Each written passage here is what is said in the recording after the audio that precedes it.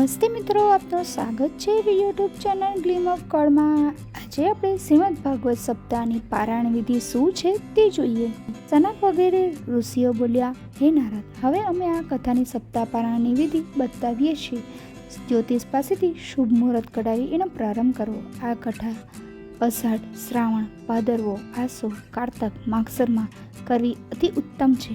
બધા સગા સંબંધી મિત્રોને કથામાં બોલાવવા જોઈએ। આ કથા ઘર, મંદિર અથવા ઉદ્યાનમાં કરવી। સુંદર મંડપ બનાવવો। કથા વાચકે કથાના પહેલા દિવસે દાઢી વગેરે બનાવી ત્યારબાદ કથા આરંભ થવાના દિવસે સૂર્યોદય પહેલા સ્નાન વગેરે કરી લેવા।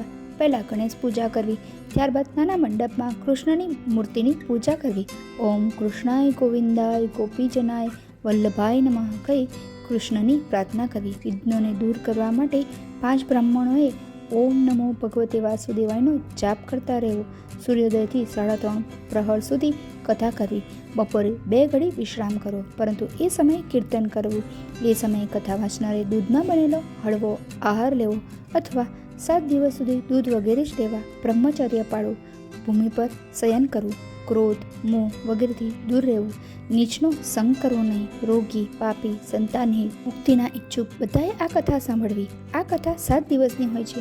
નિયમથી એને સાંભળવાથી પ્રત્યેક ઈચ્છા પૂર્ણ થાય છે। શ્રોતાઓને તુલસી દળની માળા અને પ્રસાદ આપવો। કથાની સમાપ્તિ બાદ બીજા દિવસે ગીતાજીનો પાઠ કરવો। ત્યારબાદ 12 બ્રાહ્મણોને ખીરનું પૂજન કરાવવું। સનતકુમાર બોલ્યા, હે નારદ, આ વિધિ સાંભળ્યા બાદ હવે તમે શ્રીમદ ભાગવત કથાનું રસપાન કરો, એમ કહી તેમણે ભગવત કથા સંભળાવી।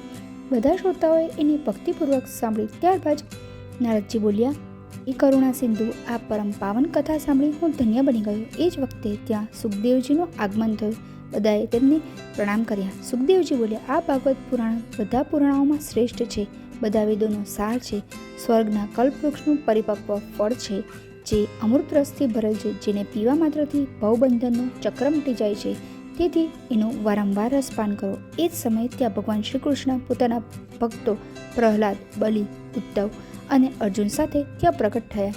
નારદ, ઇન્દ્ર તથા આ ભક્તો અનેક પ્રકારના વાદ્ય વગાડવા લાગ્યા તથા ભક્તિ, જ્ઞાન અને વૈરાગ્ય નૃત્ય કરવા લાગ્યા। એનાથી પ્રસન્ન બની ભગવાન કહેવા લાગ્યા, ભક્તો, હું તમારી ભક્તિથી પ્રસન્ન થયો છું। તમે જે ઈચ્છો એ માંગી શકો છો। આ સાંભળી ભક્તો બોલ્યા, પ્રભુ, અમને એ જ વરદાન આપો કે જ્યાં ભાગવત સપ્તાહની પારાયણ હોય ત્યાં તમે તમારા પાર્ષદો સહિત બિરાજમાન રહો। તથાસ્તુ કહી ભગવાન અંતર્ધ્યાન બની ગયા। સનકજીએ પૂછ્યું, હે સુતજી, સુખદેવજીએ રાજા પરીક્ષિતને, ગોકર્ણે, ધુંધુકારીને તથા સંકાદી નારદને આ કથા ક્યારે સંભળાવી હતી તે જણાવો।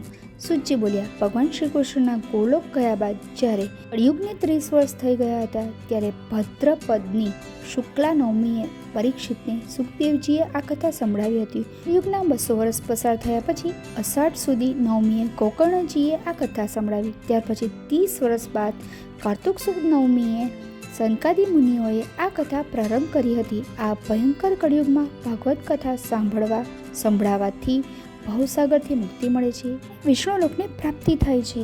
છે શ્રીમદ ભાગવત સપ્તાહની પારાયણ વિધિ। જો આપને આ વિડીયો પસંદ આવ્યો હોય તો વિડીયોને લાઈક કરજો, શેર કરજો અને મારી ચેનલને સબસ્ક્રાઈબ કરવાનું ભૂલતા નહીં।